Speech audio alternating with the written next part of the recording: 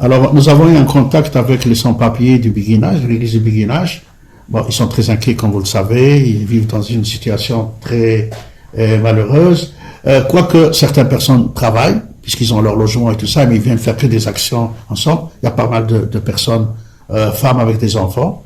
Ils nous ont annoncé que certains avaient même plus que 20 ans qui sont là, mais malheureusement n'ont pas été régularisés, parce que c'est effectivement la dernière régularisation date un peu plus ou moins de cette période, donc ils ne rentraient pas, à mon avis, dans le cadre.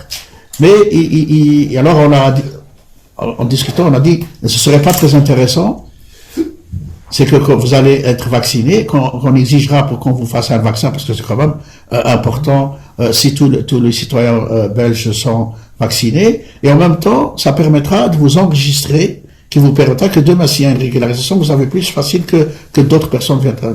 Bon, eux, ils mettent les conditions, donc leur comité, ils mettent en condition le fait qu'ils ne pourront, ils souhaiteraient qu'ils puissent être convoqués par la commune comme tout citoyen pour qu'on puisse aller faire ça. Donc bien entendu, là, ça exige qu'il doit être inscrit, etc. Sinon, ils ne feraient pas ce vaccin tant qu'ils n'auront pas obtenu la régularisation. Ou éventuellement peut-être la promesse d'une régularisation. Voilà. C'est évidemment une situation qui est très douloureuse. On le sait, il y a en Belgique et à Bruxelles en particulier beaucoup de personnes qui n'ont pas de documents et de titres de séjour, ce que l'on appelle les sans-papiers. Ils sont vraiment très nombreux et on le sait, ils mènent à différents endroits un certain nombre d'actions. Mon parti est tout à fait favorable à une régularisation, dossier par dossier, avec des critères qui doivent être revus, notamment qui tiennent compte, par exemple, de la durée de présence en Belgique, de la situation familiale, de l'assertion également de la personne, parce que, au fond, d'avoir une population qui vit sur notre territoire, qui n'a aucun droit social, qui n'est pas enregistrée dans les administrations, qui est dans des situations de précarité, ce sont des difficultés pour ces personnes, mais aussi des difficultés pour la société en général et la cohésion sociale.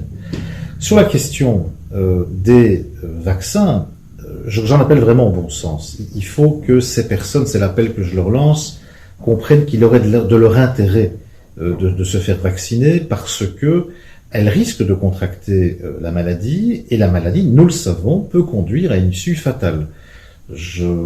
Comme vous le savez, nous avons plus de 30 000 décès liés au Covid en Belgique, c'est considérable.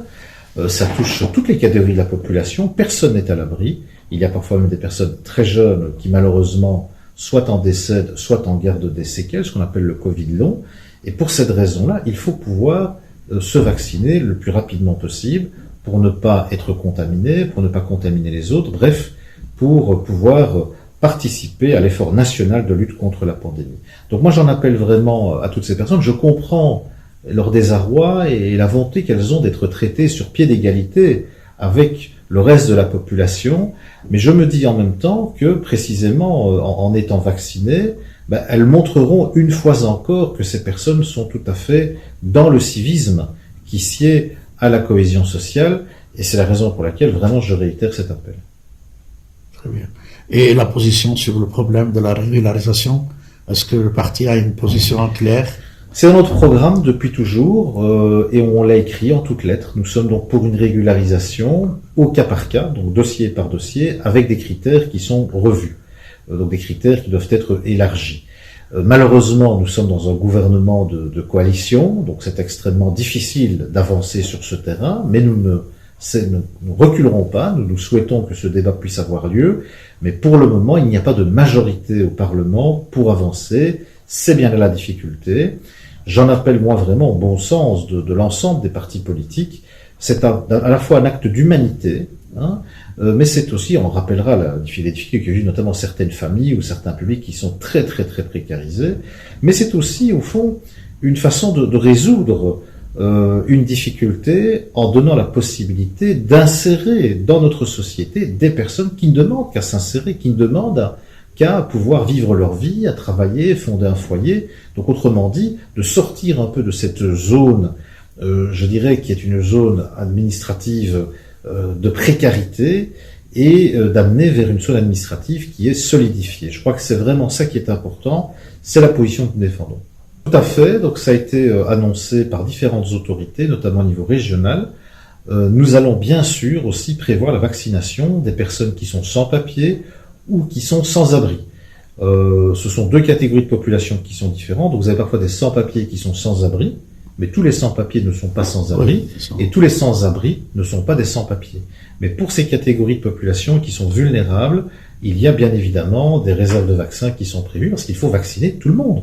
Quand on lutte contre la pandémie, il faut vacciner tout le monde. Il n'y a pas de sens d'oublier une partie de la population. Voilà. Alors, le ministre de l'Immigration avait annoncé qu'il ouvrirait la régularisation cas par cas. Est-ce qu'on a déjà les critères pour ces personnes? C'est une discussion qu'on doit avoir avec lui, donc nous verrons vers où il veut aller, mais je crois que chacun convient et chacun conçoit que la situation actuelle n'est pas tenable. On a des gens qui sont en souffrance et on ne peut pas, je dirais, faire comme si ça n'existait pas. Voilà, nous avons tous en nous une part d'humanité, et moi j'en appelle à cette part d'humanité aussi pour avancer sur le terrain d'une prise en considération au cas par cas de la régularisation.